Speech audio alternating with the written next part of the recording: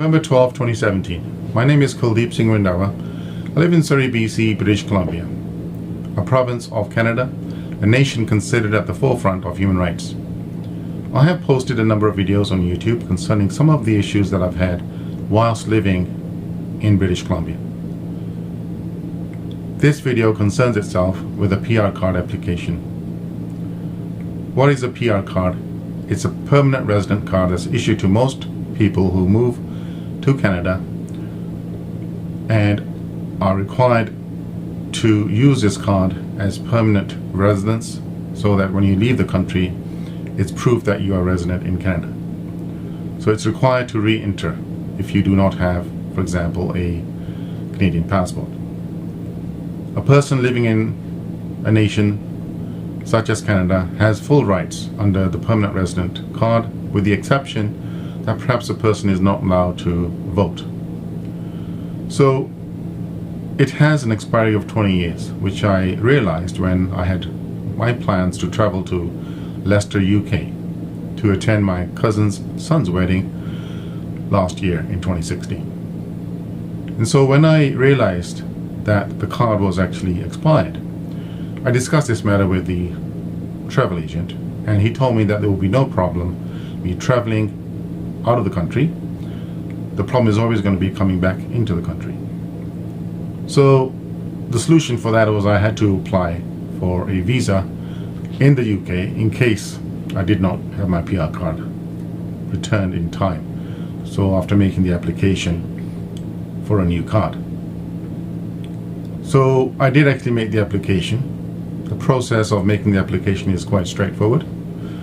One can go online and you go and fill up a form, provide photographs. There's certain specifications that have to be met, and those were met. And then you provide documents, your passports, and some of these documents are notarized. The documents in this particular case were notarized by Randhawa of Randhawa Law Centre, located in York Centre in Surrey, BC, a notary public that is very close to my office. So that was done, and the application was sent. And because of my travel plans to the UK, I actually had booked a flight, and I provided proof of travel that I had to leave in urgent conditions, and that if the process can be speeded up, an additional fee was required, which was paid. And so despite having paid that, the new PR card was not sent back to me. So I had to travel on the old card, and I had to make then a visa application whilst in the UK. That resulted in additional days wasted. 3 days were wasted in getting a new card. Further fees were paid. So that trip was actually disrupted to such an extent that the trip of 2 weeks is now 3 days less.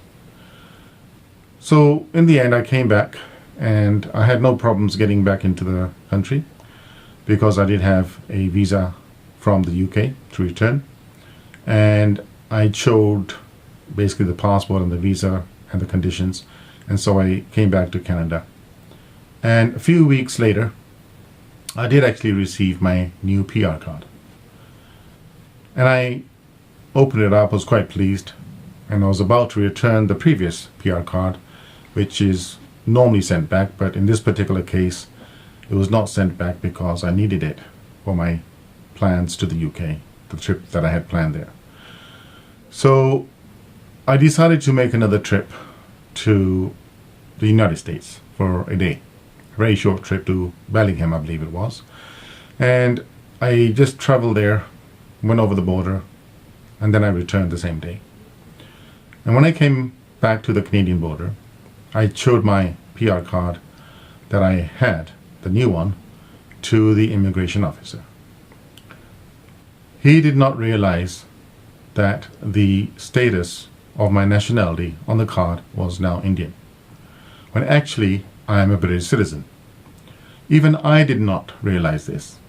It was only when I left the border, had driven a few yards, and I was about to put the new card back into the wallet, and my eyes had scanned over the portion where it describes the nationality.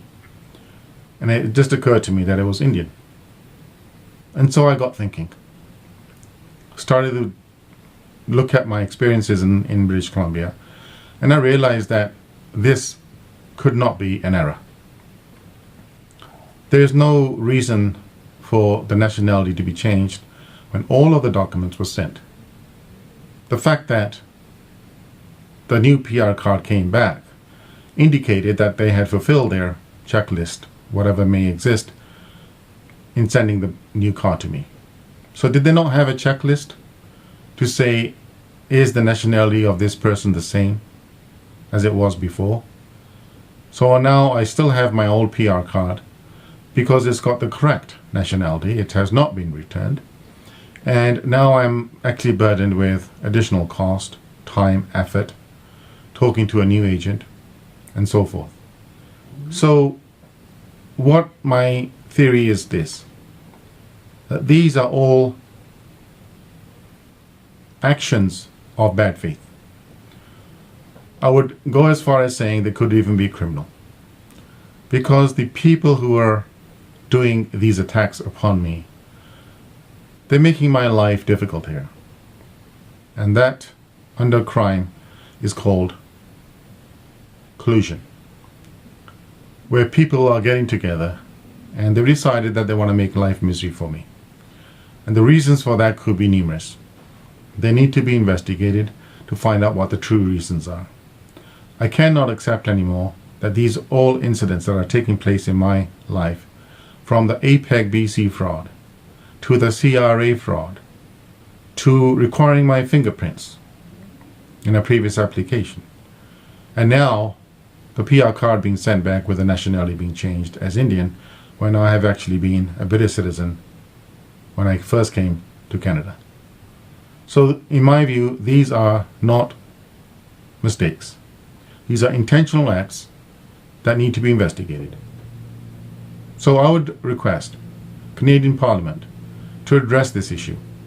In particular, I'm requiring an executive order by the Right Honourable Justin Trudeau to the appropriate organization that has a responsibility of investigating this. This matter cannot be investigated by Citizenship Department that issued the card. They are not going to say, yes, we made an intentional mistake, or we've committed a crime. They're not going to say that. So it has to be an independent department or some organization, and I'm suggesting that the RCMP has to investigate this, even if I do not get an executive order. Whatever is happening here in Canada, to me, in particular, I think the events taking place in British Columbia need to be scrutinized in more detail.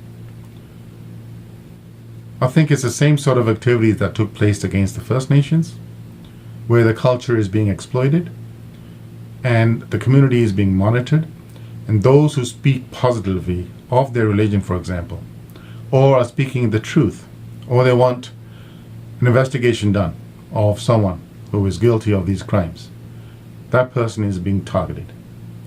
And so if it's a separate offense, a separate matter, damages need to be awarded to me for that, in addition to the criminal investigation that needs to be done, so that other people like myself are not burdened with these kind of activities. If there are other people out there who feel that they have gone through similar experiences, and using logics and common sense and deduction, that these cannot be mistakes when you consider the checklist and all of the requirements, when you send the documents, everything is notarized, that this needs to be addressed. You can contact me by email, kuldiprandhawa5@gmail.com. That's KULDIPRANDHAWA5@gmail.com. God bless.